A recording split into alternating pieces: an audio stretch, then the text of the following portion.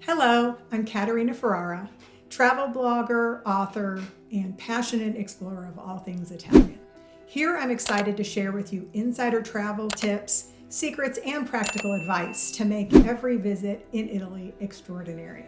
So whether you're planning your dream trip or just dreaming of Italy, I've got everything you need to create an incredible, authentic experience and dive into the best of Italy. So welcome to Immersion Travel.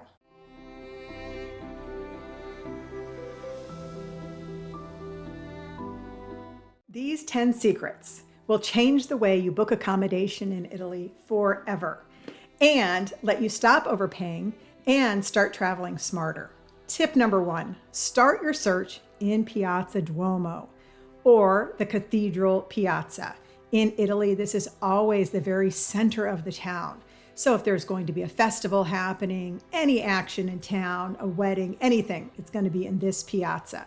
So by staying here in the center, you're going to be close to the center of the action. I also like to stay in Piazza Duomo because often in the morning we'll do a long walk or a tour, look around town, and then you can come back and take a rest before you go out in the evening. Where if you have a hotel or an Airbnb that are further out, you're having to maybe take a bus or, do a long walk to get back to take a rest. So I really do encourage you to start at Piazza Duomo, and if the prices are too expensive, work your way out. But I will tell you that we have had great success looking at hotels and looking at Airbnbs that are located in the center. In Ragusa, we were right on Piazza Duomo. I could have thrown a tennis ball and hit the front of the cathedral, $79 a night for more than one bedroom. We stayed in the center of Syracuse, also near Piazza Duomo, just in Piazza Duomo, but just sort of a building behind, for a very good price. And that was interesting because the front of the building was on Piazza Duomo and the back of the building had a sea view. So I recommend starting there in the very center, and then as you need to work your way out. Number 2, consider booking an Airbnb. I know that hotels have amenities that Airbnbs do not, but oftentimes it can be very budget friendly to look on Airbnb or booking.com to see if you can get an Airbnb. It could be a 1 bed, 1 bath, 2 bed, 2 bath. But a lot of times these are cheaper than hotels, even in the same piazza. The other benefits of an Airbnb are that they often have a washer. So if you're going to be gone for a few weeks, you can travel light. We only travel with backpacks, so often we need to wash clothing. And you can have dinner or lunch in the Airbnb, and we really love to do this. When we were in Venice last, we were there for 2 weeks, and we mostly came home for dinner and just had something light. We had lunch out at the restaurant, we had breakfast out at the restaurant, then we had dinner at home. And it's not even that I had to cook. We just had some cold cuts, whatever we could find at the grocery store, some type of pasta salad, fruit, and it was very nice. It also saves you time because obviously eating in restaurants in Italy can take a little bit of time, but it saves you time and it gives you just a very relaxed atmosphere, especially if you have a nice view like we did in Venice. So I also like having that. One other thing is when we travel for long periods, and we'll stay 4 nights here, 5 nights there, 4 nights here, 4 nights there.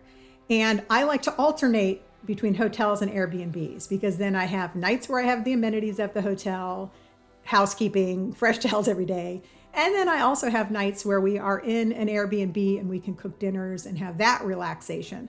So it is a trade-off, but if I'm going to be gone and going to different towns, I literally alternate between Airbnbs and hotels. And also, obviously, the Airbnbs often give you more space. Sometimes they've got, incredible views. I know in Venice when we were there last, we had the Airbnb on the Grand Canal, and I couldn't find a hotel on the Grand Canal for less than like $1,000 a night. So just depending on when you're booking, how early you're booking, you can also find some good deals with Airbnb. I also want to encourage you, if you're willing, to look at an agriturismo. And for those of you who don't know, an agriturismo is sometimes called the farm stay in Italy, but some of these agriturismi can be 5-star hotels with beautiful pools and spas and everything else. So it is a very nice way to stay. And you're often staying with the family that owns the farm, and they're trying to supplement their farm income with guests. And so you really become part of the family. Also, if you're willing to and able, I encourage you to take advantage of off-season pricing. So instead of going to Italy in July or heaven forbid August, August is a big month for Italians on vacation. I recommend that you maybe go during September, October, November, March, April, May. And that way you're a little bit off season and you can find great deals on accommodations in Italy when you're moving around off season. Really, I mean, you won't believe how low the prices can be. I also want to recommend that you base yourself in smaller towns. We have been shocked at the prices, the low prices when we go to towns in Sicily, in Italy, that aren't the big towns. So maybe you're going to Italy and you want to visit Palermo, but instead of staying in the center of Palermo, stay at Monreale or stay at another city close by, even a beach town, and then travel into Palermo during the day and travel home. You can do the same thing in Rome. There are many towns around Rome that have beautiful accommodations, and it's just a train ride to get into town. And so you have a quick train ride in, you visit the town, and then you go home at night. So it is another way of kind of seeing the town and then saving money on accommodations by just staying a little bit outside of the big cities. Also, if you're able, look for last minute deals. There are websites that offer incredible last minute deals, and they can include airfare and hotel for booking at the last minute. That could be a cruise, it could be some sort of tour, a group tour. So just keep an eye on those. I know there are also websites for booking those if you're able. We have friends that are retired and they do that. Now, we sort of need to plan a little bit for our travels and plan ahead, but there are good sites for last minute deals. Also, I recommend you use Google Maps for your research. Sometimes you're looking at Airbnb, you're looking at booking.com, you're looking at certain hotel sites.